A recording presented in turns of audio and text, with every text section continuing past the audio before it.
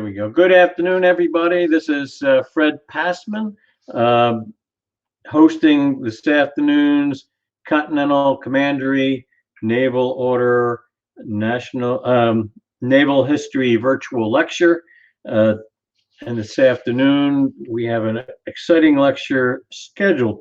Before I introduce our speaker, I want to bring you up to date on some upcoming events. We're getting close to the National Congress, which will take place on the 22nd and 23rd of October. Watch your emails for notices about that. If you haven't yet registered for the virtual National Congress, I encourage you to do that.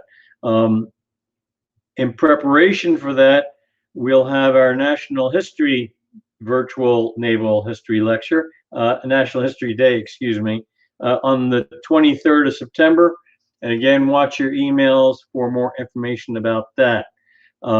Because we'll be having a Naval Order-wide National Lecture in September, and we've got the National Congress in October, our next Continental Commandery Naval History Lecture will be on the 18th of November, where we'll be during which we'll be hearing presentation on the Battle of Midway, and that will be the first part of a two-part lecture. Without further ado, I'd like to introduce Professor Anthony D Atwood. He's the Executive Director of the Miami Military Museum. Welcome aboard, Professor Atwood. Hi, good afternoon, sir. Professor Atwood is a retired Navy Chief Warrant Officer 3 with a doctorate from Florida International University. He is a native of Miami, and he saw service aboard the USS Dixon, AS 37, USS Conquest, MSO 488, and USS Bolster, ARS 38. He's a graduate of the Army Command and General Staff College Military History Instructor course, and he's taught extensively at the college level. And as I indicated, he also serves as resident military historian for FIU's Jack Gordon Institute for National Security. His dissertation was posted online. It was a history of World War II in Florida. It's had over 9,000 readers. We should be able to, sometime during today's program, send you a link to that site. He served during Desert Storm and Operation Noble Eagle. He helped build Camp X-Ray at Gitmo and served on the 2009 Presidential Inauguration Military Committee. He's a founding father of the Miami Military Museum, of which he's, as I mentioned, is the executive director, and he's presently writing a book.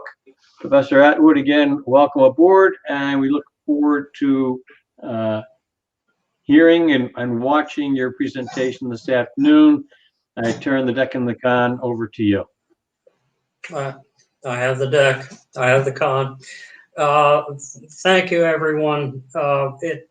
Just by way of realities, my online dissertation, The History of World War II in Florida, now has is approaching 10,000 readership.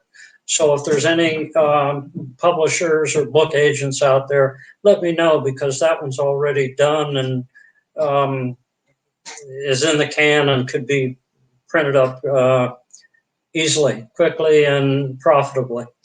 So having said that, what I wanted to speak with you about concerns itself with local history and heritage, but it concerns itself with some events which had global ramifications. So what I want to talk about as a third generation Miamian is something that happened here in this region 60 years ago. So if we could, let's, Mark, if you would, let's look at Cold War in the tropics, 2 acts and a coda.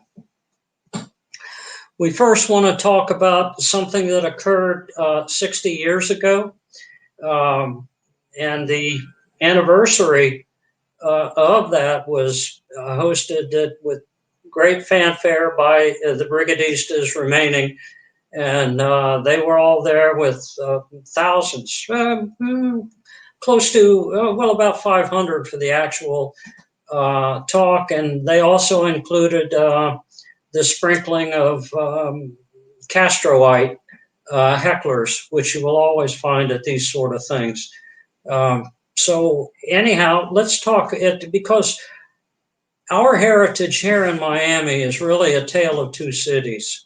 So let's talk about the Cold War in the tropics. The Bay of Pigs, April 15th through April 19th, 1961. Next slide. The Fidel Castro regime took power New Year's Day, 1959, when the present strongman of the island literally gave up and departed the country. And the forces opposed to him were a variegated cross-section of Cuban society, along with a great deal of sympathy and empathy from American counterparts here in the States, 90 miles away. It should be known that Fidel Castro visited the United States, raised money here in Miami, was interviewed on TV, spoke flawless English, which after the Bay of Pigs, he never spoke again. And he addressed crowds here and in New York, and he was at the time quite popular. Once he moved into power, along with a half a dozen other comandantes, things began to change. One by one, the other comandantes, Huber Matos was found to have anti-revolutionary documentation, and so he was invited to spend the next 30 years in solitary confinement. Another of the comandantes, Cienfuegos, was invited to meet with Fidel in Havana, and he did so, or he got on an airplane to do so, a Cessna. The airplane took off and exploded, and that was the end of Camilo Cienfuegos. William Morgan was, oddly enough, a Yankee from Ohio, who was also a commandante, and he was found to have anti-revolutionary literature in his belongings, and so he was invited to the wall and was shot by a firing squad. What amounted to was that the commandantes were either killed, the others, or they were close to Fidel, and therefore they lived. And the two who were closest to him were Raul, his younger brother, and Che Guevara. Along with shooting people, Fidel Castro also nationalized a great many of the industries, television, car sales, AT&T, all of that. And it became, for the United States administration of President Eisenhower, a real problem. So Eisenhower, who had planned the operation to remove Castro from office, Eisenhower had lots of experience in planning and executing invasions. It's what he did before he became president. So the original operation, which started with infiltration teams, was planned by President Eisenhower. It grew and it grew, as we'll see, and there were a couple of assumptions. One is that the people of the island would rise up against Castro at the first opportunity. Even with that assumption, President Eisenhower had reservations, and he wanted a Cuban exile government component to be part of this. So the Frente Revolucionario Democracia was created of prominent civilian exile leaders who were to go in with the invasion and proclaim Cuba to be a free country. With this plan laid and moving towards fruition, in April, President John F. Kennedy was elected in November and took office in January of 1961. Next slide. At the time, by then, there were over 1,500 in the exile communities had been recruited by the CIA. They had been flown down to Guatemala, and they were training at a mountain camp and an airstrip. The 45 Cuban aviators had been recruited to make up an exile air force of bombers and cargo planes, and over 80 Alabama Air National Guard pilots and technicians had been sheep dipped by the CIA and gone to train them in Nicaragua and Guatemala. The training was, it was an open secret that an invasion was coming. Castro knew it. If you look closely at the flyer, that was being handed out on the streets of Miami. So Fidel knew that an invasion was coming. Next slide. Okay, well, it's kind of hard to see the lettering for me, but the landing was originally to take place in daytime. That's an important consideration in military affairs, particularly with something as chancy as an invasion. It was scheduled to land at the town of Trinidad Casilda. Some people call it Casilda, some people call it Trinidad. It's one of those places like Minneapolis, St. Paul. It's a twin city on the south coast of Cuba. The city of Trinidad Casilda, or the twin city of Trinidad Casilda, had a harbor. It also had docks. It had equipment for unloading ships, which was something that would prove vital to the invasion. As you know from your lessons about D-Day, the mulberries and the planning, the idea of having a real port made a difference. So the next thing is that they would land at daytime, midday, and they would also be within 1 day's march of the mountains. So if things went wrong, they could retreat to the mountains, link up with the exile guerrillas who were already there, and carry on. What else Trinidad Casilda had was a population of about 30,000. That's 60,000 eyeballs, more or less, would be able to see them coming ashore, and they would also be able to see in the distance a United States Navy battle group, which was also a part of the plan, that the invasion force would be shadowed by the U.S. Navy. An invasion force consisting of the Essex aircraft carrier and 5 destroyers and a submarine were laid on.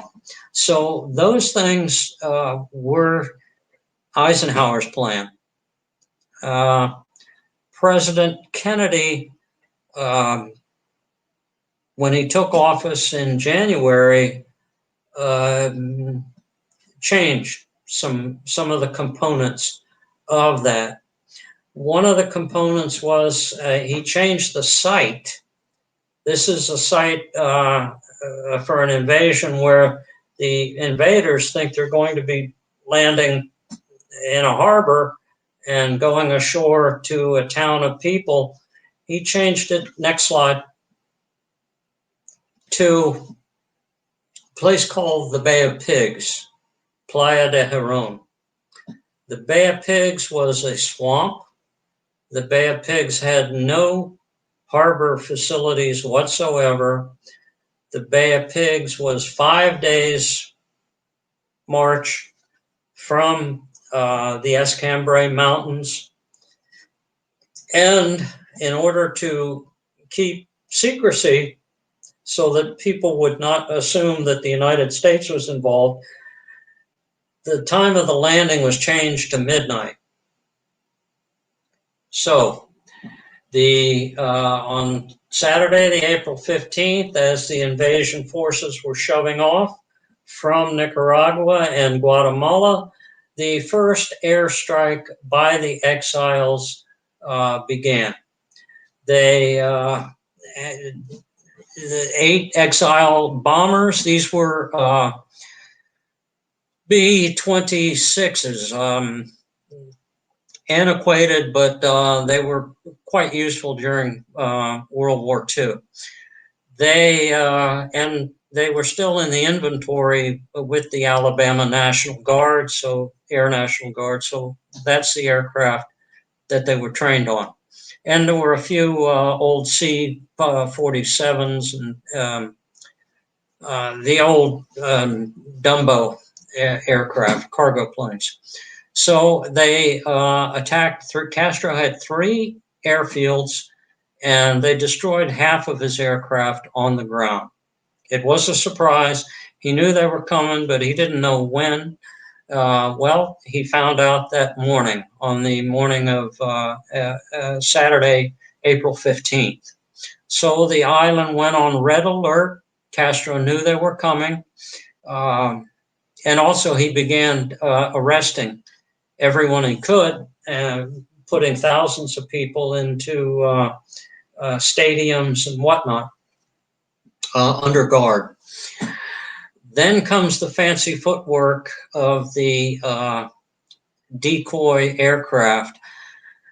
There was a exile B-26 bomber that was disguised with markings as a Castro airplane.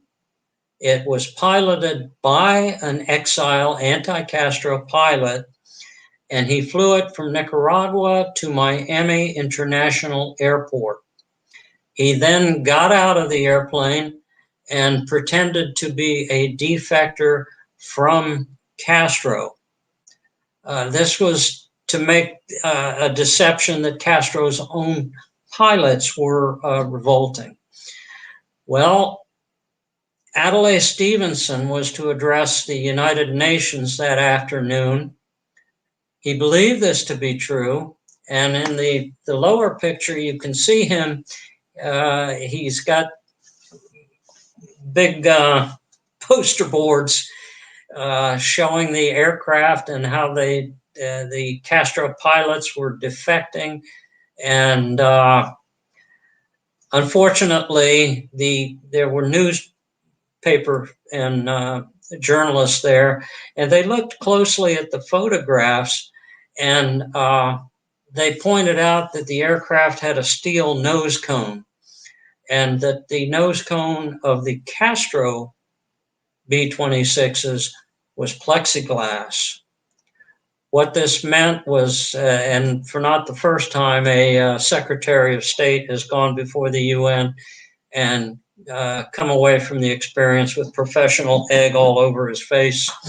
Adlai Stevenson, who had been a presidential candidate twice, he was mortified that the CIA had worked this duplication and didn't check the nose cones, and above all, didn't tell him anything was happening. So he complained to the president bitterly. and offered his resignation and a lot of that. Meantime, the invasion force is already at sea, heading towards Cuba. Next slide. President Kennedy, after the mortifying affair at the UN, he called a halt to airstrikes. There was to have been a second strike by 16 bombers, and it was to take Castro's 3 airfields again. However, they were ordered not to pull chocks and make the mission. So that was to have dramatic consequences. That night, the invasion fleet of 7 ships carrying the brigade assembled off the Bay of Pigs. Next slide. The frogmen went in first around midnight, 1 o'clock, whatever it was. It was O Dark 100. These frogmen were led by CIA operatives who had been military officers before. At 3:15 in the morning, Fidel Castro got a phone call in Havana that something's going on. Some people have landed. He was shocked and amazed that they were landing at the Bay of Pigs, of all places. But nevertheless, he hopped in a car and drove to the battlefield as quickly as he could, while ordering his airplanes, which had been spared a second strike, to rendezvous over the beach at daylight. The brigade was landing. They hit some reefs, which had been looked at by spy aircraft and thought to have been seaweed. They were not seaweed, they were reefs, and some of the landing craft were taken out with the loss of radios. 175 exile paratroopers, led by a few Americans, landed at 7:30. So you've got a full-fledged invasion going on, and you've got also, next slide, the intervention of the vicissitudes of fate. Castro's aircraft, which still existed, arrived over the beach, and at 6:50, a lucky shot by a Castro aircraft with bombs and rockets took out the brigade's supply ship, the Houston. A few hours later, at 9:30, Castro airplanes sank the Rio Escondido. Now, these were airships that were in Bay of Pigs. They couldn't come all that close to the land because there was no harbor. There were no facilities. And both of those ships, the loss of both of those ships at the very beginning of the battle was to have real ramifications. By 4 p.m., Castro himself had reached the Bay of Pigs. Next slide. Okay, D+1, Tuesday morning, April 18th. If you look at the, I don't know if I can point it out to you, but if you look at the tank, there's a tank in the upper corner of the slide. In the lower corner, there's some field pieces going off, but the tank, there's a fellow with a beret on who's standing up from inside the tank. That's Fidel Castro. He was many things, but he was many bad men are brave, and he was one of them. So using Russian tanks, Castro began attacking the beachhead. D+1, they fought all day, but the exiles were running low on ammunition. It's one of the things that happens when your supply ships are sunk.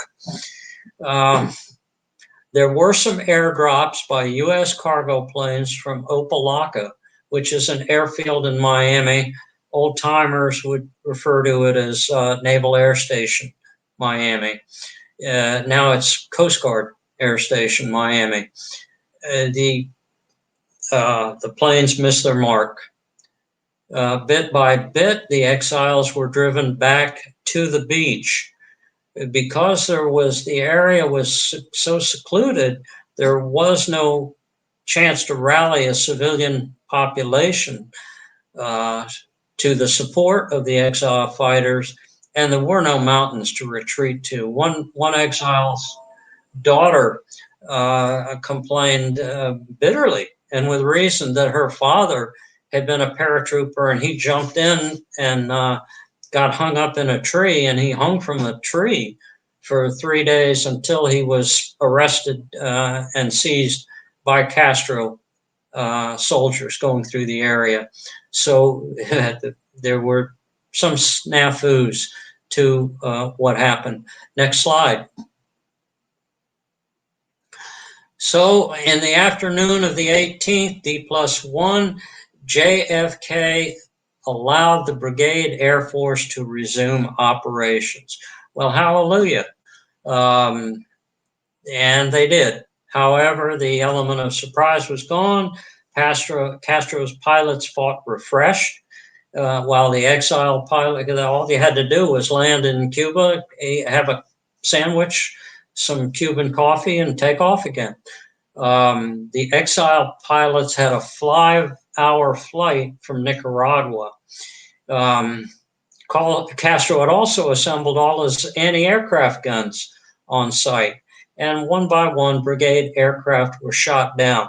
Now, some of the information we have on this is from the USS Essex and from its people who were literally eyewitnesses, or belay that. The destroyers came in close enough to see. The Essex, which had a very large complement of United States Marines on board, ready, willing, and able to go over the side to assist, they stayed over the horizon. They listened to the battle. Next slide. 4 of the American Alabama Air National Guard airmen, aviators, went into the battle. They did not have to, but they felt so strongly about it that Major Schamberger, Lieutenant Thomas Gray, Sergeant Wade Gray, and Sergeant Leo Baker flew 2 of these A-26s into the battle, and they were shot down. Both of these aircraft were shot down. Lieutenant Ray, and Schamberger and Gray were killed in the crash. Lieutenant Ray and Sergeant Baker parachuted to safety, or at least they parachuted and landed on the ground alive. Those 2 airmen were taken to Fidel, and against the Geneva Convention and military law, they were summarily exiled. They were shot in the head and killed. Next slide. So by the second day, D+2, they were running out of supplies. They're driven back to the beach, and Castro is closing in. They've got 105 killed, including those 4 Americans and a paratrooper named Eugene Herman Koch, and the KIA. Koch died of wounds later, and so that's a hush-hush thing that they don't talk about, and he's never gotten the credit or the reverence that he deserves. Without ammunition and no longer able to survive, all they could do was to surrender or try to escape. And the only way to escape is to swim. So that afternoon, the USS Eaton and the USS Murray came on shore and began exiling, picking up exile survivors. Next slide. 10 were shot after they had surrendered. 9 were suffocated when they were locked into a container truck. So many that, including the uncle of the former mayor of Miami-Dade County. That's how deeply this subject goes with the population here. And 10 tried to escape in a small boat, and that boat a week later washed ashore in Louisiana, and half of them were dead. 1,202 were captured, while across Cuba, thousands of exile supporters were rounded up. Many of them were shot, and Castro would remain in absolute power for the next 55 years. The reputation of John Kennedy, the United States, the CIA, and the exile community was all in tatters, and Castro was now a mortal enemy. Next slide. So the Frente Revolucionario Democracia, which Eisenhower championed, they were going to go and join the battle. They went to Opa-locka Airport, Reed Naval Air Station, Miami, and the reports, though, of what was going on were such that they just weren't put on a plane and sent there. They were instead put in a kind of a quarantine in one of the barracks, and they never were allowed to leave until after the battle was over. The exile community, which is an integral part of this South Florida, they were ransomed a year later for medical supplies. John Kennedy leaned into it. The exile community raised lots of money, and Castro needed everything from iodine to bulldozers, John Deere tractors. So they cut a deal, and the exiles were set free. Where they were ransomed in November of 1962. And the Castro regime has remained unchallenged ever since. Next slide. So U.S. military involvement, well, we had an aircraft carrier, and we had up to 7 destroyers. We had jets. We had state-of-the-art jets. And Castro had 20 propeller-driven aircraft. So had the U.S. forces been committed, there's little doubt of what the outcome would have been. Many Americans wished to join the battle. One skipper hung a sheet from his destroyer that our hearts are with you, but Big Boss says no. Anyhow, once the fighting begins, unplanned events such as the lucky sinking of the Houston and the El Escondido can happen. And Castro turned out to be a competent battle captain. Next slide. So the lessons learned: changing the site of an invasion can have dramatic effects. Geography matters. History is geography. Timing matters, whether you land in a swamp at midnight or you land in a harbor at noon. Those things matter. You can't stick with non-involvement once a battle starts. The chairman of the Joint Chiefs at the time, and this was crusty old Arleigh Burke. Arleigh Burke went to the president, and the president says, well, we don't want to appear as we're involved. And Arleigh Burke said, gee, did Mr. President, we're involved up to our eyeballs. Okay, anyhow, you shouldn't underestimate the enemy, and that military operations that are not pressed on to victory can lead to defeat easily enough. Next slide. So now we arrive at Act 2, the Cuban Missile Crisis. Fidel Castro had every reason on earth to hate the United States. He knew well and good that had he been on the other side of the battle, had he been lost, he probably would have been stood up against a wall the way he had stood up many others. So as soon as he could, he wanted to get insurance that this would not occur again.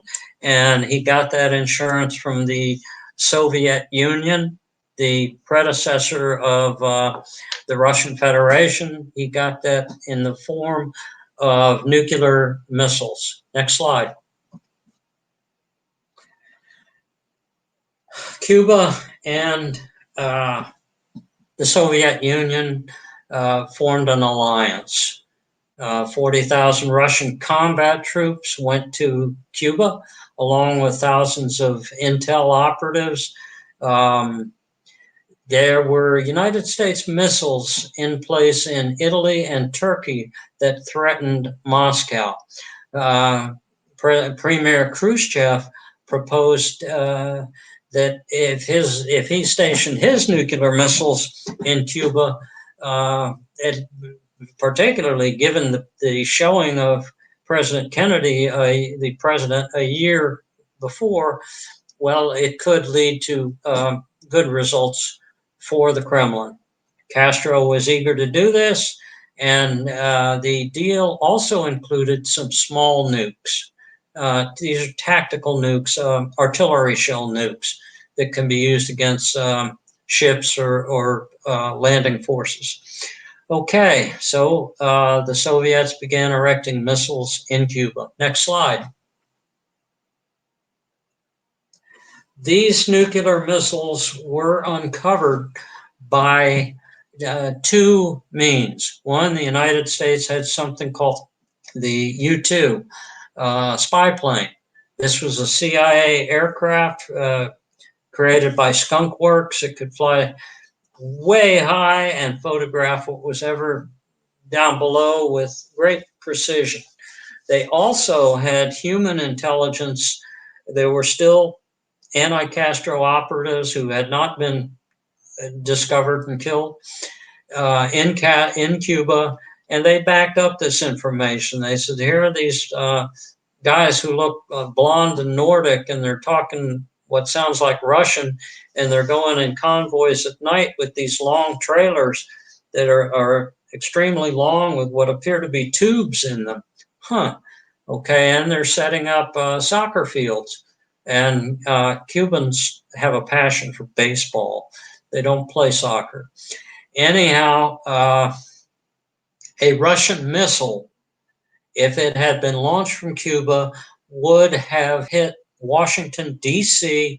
in 13 minutes. And New York and Chicago were also in range. So this is a threat, an existential threat. Next slide. So there you see a photo, a map of the continent. You can see that they could have hit a lot of targets in continental United States. By September, the Soviets had deployed 40 surface-to-surface nuclear ICBM missiles, and they also had SAM, surface-to-air missiles, to protect them. This was no small problem. Next slide.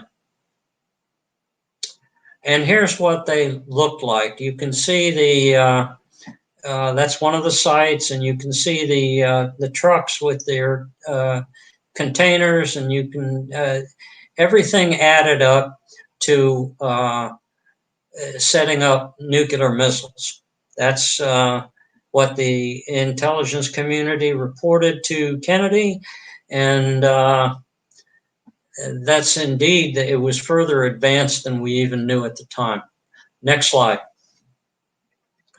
So on the 17th of October, the president convened secretly the Joint Chiefs of Staff and the National Security Council.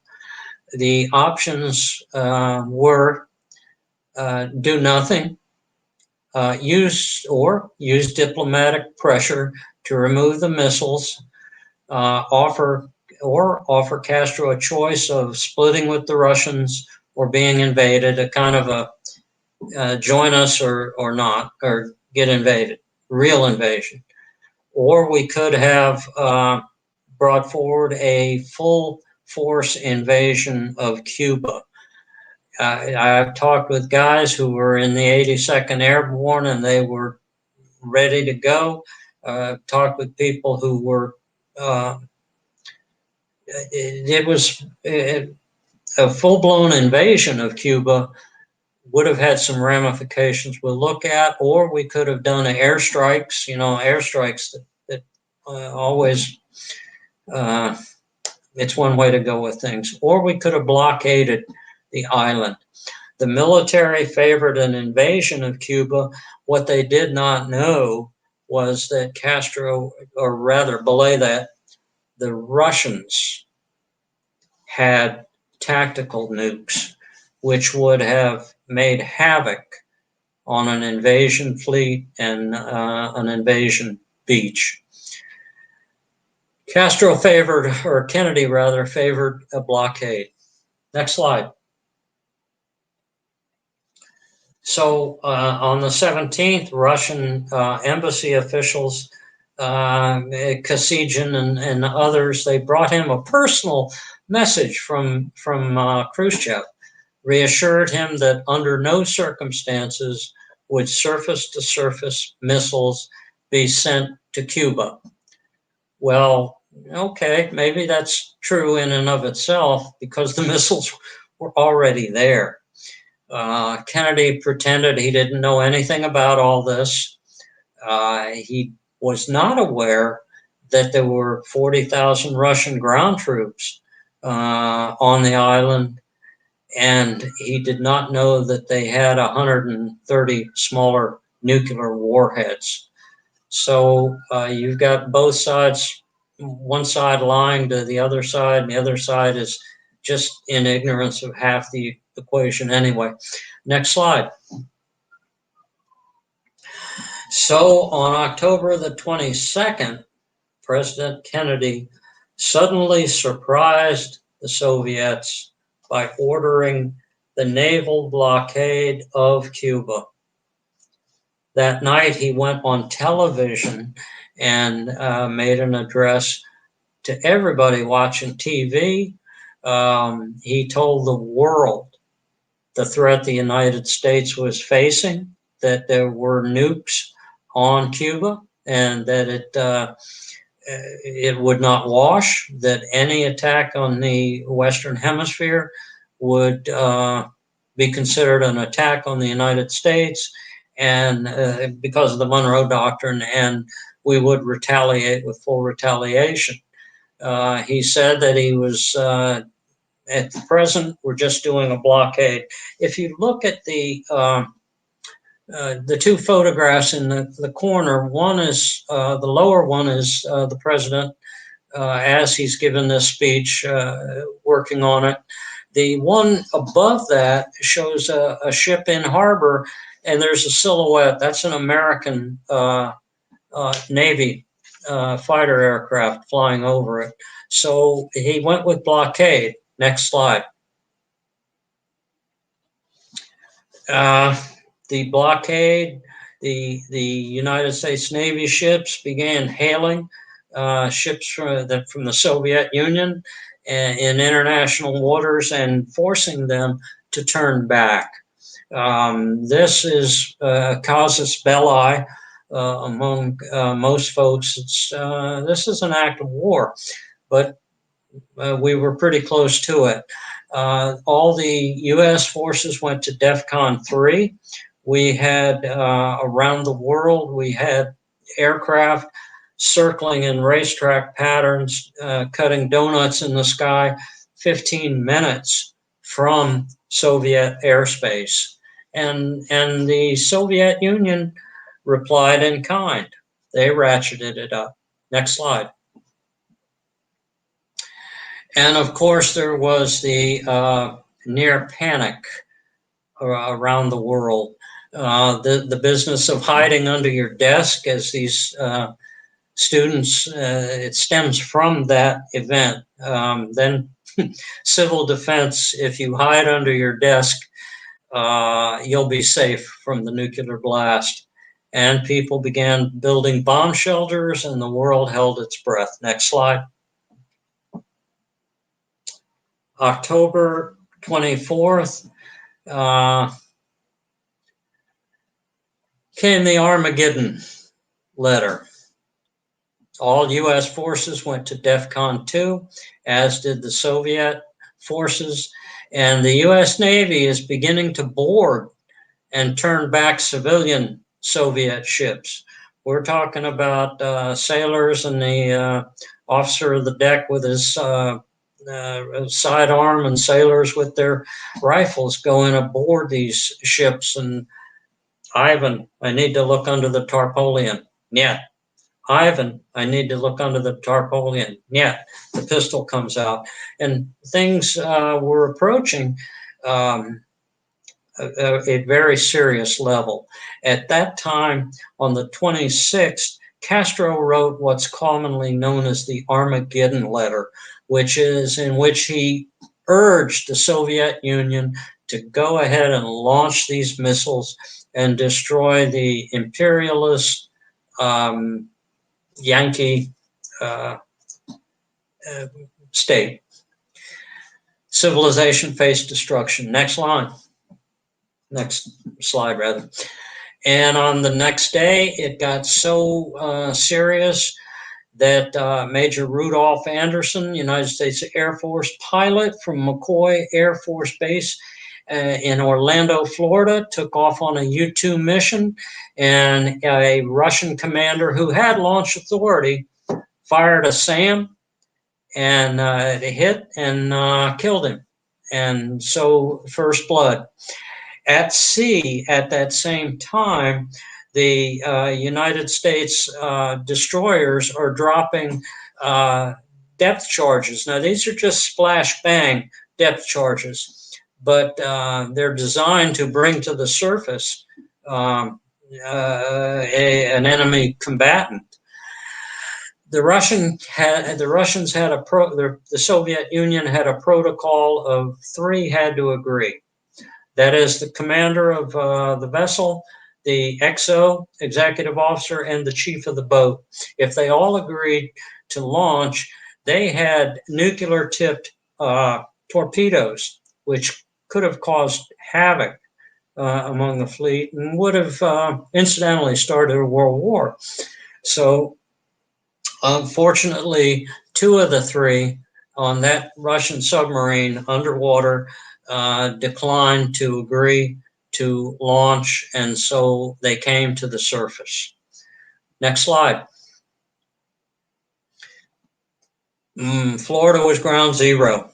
We can go over this ad nauseum, but during that time, 144 nuclear missiles were brought here. They were in 4 batteries in Everglades National Park, Key Largo, and a few other places. And of course, lots of SAM batteries. You can see some SAMs right there on the beach on the road to Key West. Next slide. It was all a little bit too much for both Castro and Kennedy. Khrushchev was deeply surprised at the American response, and he realized that this could get out of hand, and that let's make a deal. And so he proposed that the Russians withdraw their nuclear missiles from Cuba if the president would withdraw our nuclear missiles from Turkey and Italy. The president saw closure and quickly agreed. And to defuse the crisis, Khrushchev sent a public radio message so there would be no understanding. The Soviet government agreed to cease work on these installations and to dismantle the weapons, crate them, and bring them home, and both sides stood down. A hotline was established so that such a thing could not happen again. Next slide. One of the legacies was that's the presidential bomb shelter on Peanut Island. Peanut Island is right off Palm Beach. It's a Coast Guard installation, and a bomb shelter was built there for the president. In November of the same year, and now we're looking at 60 years, the Russians, because they were so concerned about Fidel Castro and his proclivity to just push the button, that they secretly removed the smaller tactical weapons, and they did not tell Castro until they were gone. So the crisis was past. Next slide. There is a legacy to all of this, and we've only got a few minutes left, but Che Guevara, here's a picture of Che Guevara. Wonderful. This is our coda. He was dashing, idealistic, photogenic, brave, of course. Look at the picture. Next slide. That is the real Fidel, or the real Che Guevara. He was he just shot that poor soul in the head, gave him the coup de grace. And if you notice, the individual is handcuffed. He personally shot and killed quite a few people. Next slide. Ana Belén Montes. It's from a different lecture, but it's appropriate. She became the senior Cuban analyst for the DIA. And then it was discovered that she was a Castro agent, that she had been suborned and had joined the Castro ideology, and she's now in prison. But this was after faking us out for close to 40 years. Next slide. Kendall and Gwendolyn Myers. These two coneheads, this one had a PhD from Johns Hopkins, and they were both high-level people with the State Department. Imagine that. They were Castro people, and they gave... I got my phone turned off. Somebody was called. He and his wife were charged with providing intel to the Cuban Directorate of Intelligence for over 30 years. And now they're in the brig. Next slide. Carlos and Elsa Alvarez. Get this. He was a tenured clinical psychologist at the university I work for. He and his wife worked there also. Well, guess what? They happened to be Fidelistas. And ironically, when they were first arrested,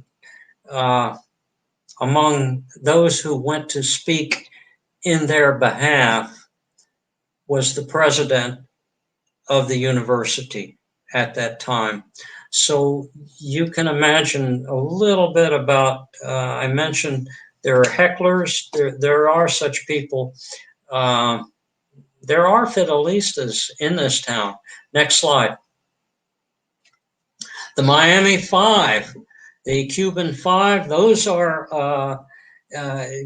Castroite agents who they infiltrated. They got close to a group called the Brothers to the Rescue, which would fly in aircraft over the Straits of Florida and point out when people were trying to escape the regime, and so that aid and comfort could be given to them.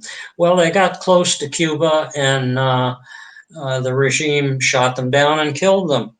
And those five, you can see them. They're here in the picture, and they're with Fidel.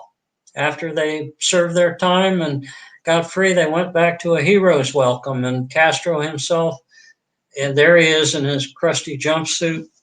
He welcomed them. So next slide. Castro and his directorate, there he is having a conversation. The guy's politely got his hands behind his back. Well, it's not so politely. His hands are tied, and that happened. It continues to happen. Next slide. The Cuban Comandantes, the original. There's Fidel. This one's dead. There's Che. There's Camilo. He's dead. There's the next one. He's dead. Uber Matos. There's the gringo, the Yankee Comandante. He's dead, and so is this other one. Final slide. So it's been 60 years. 60 años. Here's little Raulito with a sniper rifle out there, and doing his thing and for the revolution. And he is the last man standing. So, having been force-fed with a fire hose on the Cold War in the tropics, which goes on to this day, with the attacks on the embassy people, with the hearing loss and the equilibrium loss from goodness knows what. It's an ongoing story. But special thanks for this presentation go to Frederick J. Passman, Eric Bresnahan, and to Mark Wixom. So that concludes my talk. If there's any time for questions or any of that, have at it. I want to thank you for that fascinating brief to the history of both the Bay of Pigs and then the blockade and tense times that followed with the Cuban Missile Crisis, Professor Atwood. You mentioned the Fidel Castro, and we have about 3 minutes. So there's a shopping list of questions, most of which we won't have a chance to get to. But when you mentioned that Fidel Castro wrote a letter on the 26th of October, right, 1961, right, I was wondering, given that we didn't have email back then, we barely had teletype back then. What was the fate of that letter, and how did we get a copy of that? Or is that a recording of maybe a phone call that he had? Okay, well, we do have all those devices now. And all you have to do is Google the Armageddon letter, and you'll find it. The letter was published. The letter, remember now, since the 1880s, Cuba has been connected with underground cabling, underwater cabling, rather, to Florida. We first learned about the battleship Maine thanks to a telegram sent by the American consul in Havana, who said, did it, which meant the battleship Maine has just been blown up. So do it while we're chatting. Google the Armageddon letter. Okay, I was just curious whether he sent that by snail mail or sent it as a telex. And he presumably sent it to the Kremlin, right? Or was that to the U.S.? He sent it to the Kremlin, but at the same time, I know it's out there. I've Googled it. I've got a copy at the museum. Okay. I'm going to take a look for that one. Yeah, please do. Okay, let's see. We're coming up on the half hour, and I don't want to hold up our audience. I do want to, again, thank you for the lecture. Look forward to hearing a variation on the same theme on October, is it the 22nd? We'll hear from you again. This is the 60th anniversary of these events. Exactly on the 60th anniversary. So that'll be tremendous timing. And with that, I want to remind everybody again, join us in September for the September nationwide Naval History Lecture. Join us for the National Congress on the 22nd and 23rd of October. There's still plenty of time to register, but sooner is better than later. And with that, I want to wish everybody a great evening, or afternoon for those of you west of the eastern seaboard. And we'll go ahead and thank you all, end the broadcast. Sayonara.